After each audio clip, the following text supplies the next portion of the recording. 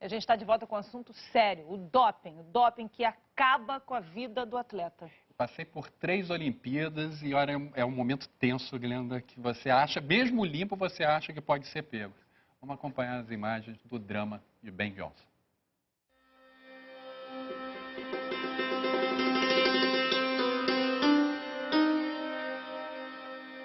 – 46 passos. Ben Johnson só pensava neles naquela tarde ensolarada. 46 passos. Estádio Olímpico de Seul, setembro de 88. Em alguns minutos, o mundo pararia por causa da final olímpica dos 100 metros. Naqueles instantes que antecediam a largada, ele repassava a prova mentalmente, imaginando cada segundo, cada detalhe. Voar do bloco de saída, deslanchar nos primeiros metros, segurar a vantagem, triunfar. Tudo estava treinado, ensaiado, gravado na cabeça. Bastava não errar nada nos próximos 46 passos.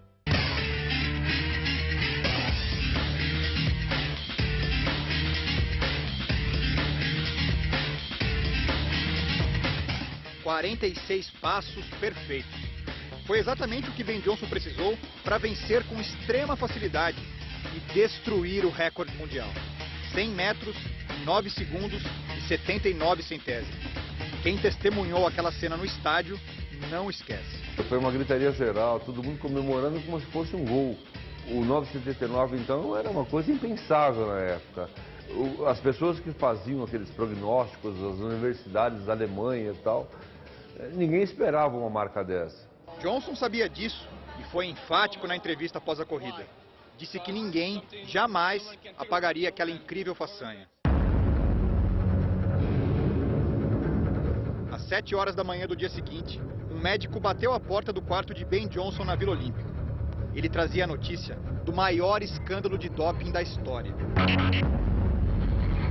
Na amostra de urina número 1237, pertencente ao canadense, o laboratório do Comitê Olímpico Internacional encontrou estanozolol, uma substância que aumenta a força e a potência dos músculos.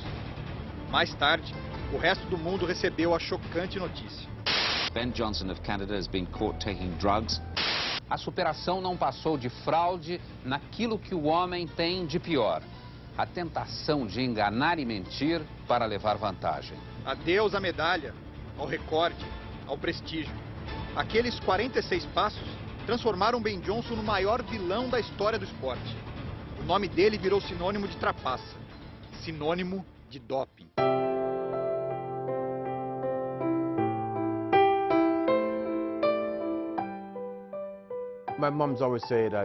Minha mãe sempre me disse, um dia a verdade vai chegar. Ela dizia que eu iria sentir quando chegasse a hora certa de contar tudo às pessoas. E eu esperei. Foram 23 anos. Mas chegou a hora do mundo saber o que aconteceu comigo. Este é Ben Johnson Jr., às vésperas de completar 50 anos. A longa espera acabou. Ele quer acertar as contas com o passado e revelar o último pedaço de uma história que ficou incompleta. Após 4 meses de negociação, Ben Johnson aceitou conversar com a equipe do Esporte Espetacular sobre o que ocorreu após aqueles 46 passos. O turbilhão de emoções que viveu desde as Olimpíadas de 88 virou um livro que acaba de ser publicado. Seul to Soul, ou De Seul para a Alma, em tradução livre.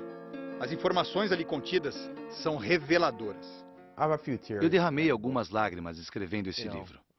Mas, você sabe, eu decidi ir em frente e publicá-lo. Não se engane, Ben Johnson não está vindo a público para dar uma de santo, não. As revelações são muito mais impactantes. Ele não nega o uso de doping, mas diz que foi sabotado nas Olimpíadas. Ben conta que seu técnico, Charles Francis, o alertou que o uso de substâncias dopantes era a regra entre velocistas, e não exceção. Para ser alguém, para vencer, era preciso se drogar. Então, a partir de 1981, Ben Johnson começou a fazer uso regular de esteroides. Está tudo no livro, sem medo ou receio. Como muitos outros atletas, parte de meu programa de treinamento incluía o uso sistemático de esteroides. Eu admito abertamente que usei esteroides em meu treinamento e sempre fui bem orientado na utilização deles. Para estar limpo nos exames de doping, eu sempre fui muito cuidadoso para interromper o uso antes das grandes competições. Imagine, então, a minha surpresa quando me disseram que eu havia testado positivo depois dos 100 metros em Seul. Era simplesmente inacreditável. O que ocorreu então? Por que Ben Johnson acabou detectado em um teste justamente nas Olimpíadas? Ele diz que as respostas passam todas por este homem. André Jackson era empresário de atletas e na época das Olimpíadas de 88 trabalhava com o norte-americano Carl Lewis, maior rival de Johnson e justamente o homem que herdou a medalha de ouro após o anúncio do doping. Depois de vencer os 100 metros, Ben Johnson seguiu para uma sala de controle de doping reservada aos campeões. No espaço só existia um freezer com bebidas, cadeiras e um pote para a coleta de urina do campeão. Em teoria, só médicos e vencedores poderiam entrar lá. Mas Johnson alega que Jackson estava na sala. Enquanto conversavam, Jackson se ofereceu para pegar algumas cervejas no freezer. A ideia era que Johnson bebesse e conseguisse urinar logo para o exame. Na versão de Ben Johnson, Jackson colocou pílulas de esteroides nas garrafas. Eu estava lá na sala sem a menor vontade de urinar. Então aceitei algumas cervejas para acelerar o processo. O Jackson abria a cerveja com uma mão e ficava com os esteroides em outra.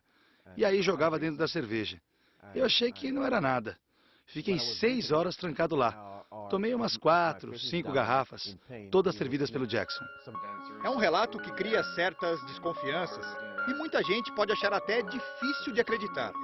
Mas, do ponto de vista médico, não há problema na argumentação. Se ele tomou líquidos, né, que ele fala que deve ter ingerido, e se demorou todo esse tempo, né, 4, 6 horas, já é o tempo realmente para sair na urina. Ben Johnson diz que contou essa história apenas às autoridades canadenses após a divulgação do resultado do exame. Revelou que se dopava havia 7 anos e só uma sabotagem poderia explicar um teste positivo justamente nas Olimpíadas. Mas os dirigentes do Canadá foram enfáticos. Não iriam acreditar na história de alguém que estava confessando usar doping. Deixaram Johnson sozinho. Eu carreguei um fardo enorme por vários atletas. Todos os velocistas usavam.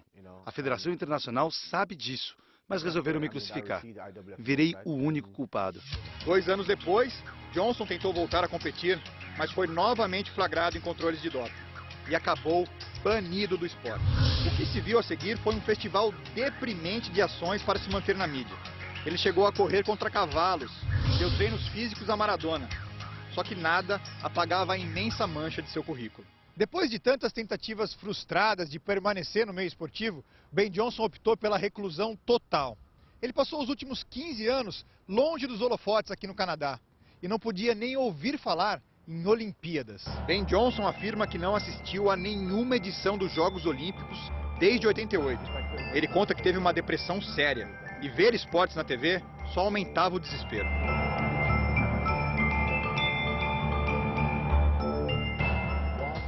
A ideia de sair do casulo e escrever o livro veio depois de conhecer este homem. Brian Fartham se define como um conselheiro espiritual. Ele foi procurado por Ben Johnson 5 anos atrás.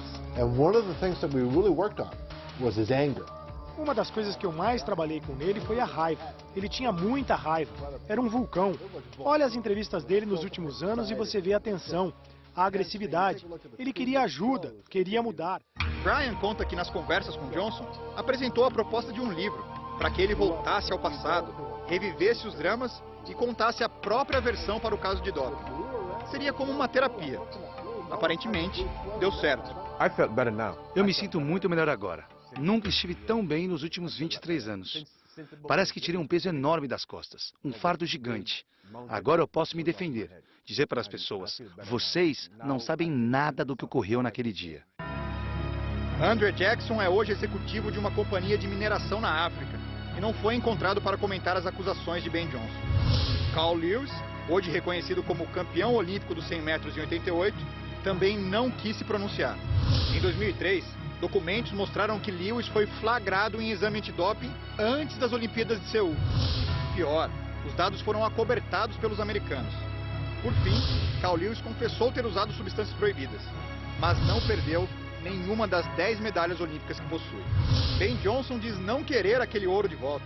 Também não pede punições para Carl Lewis ou André Jackson. O livro foi a libertação dele e mostrou uma nova versão da história.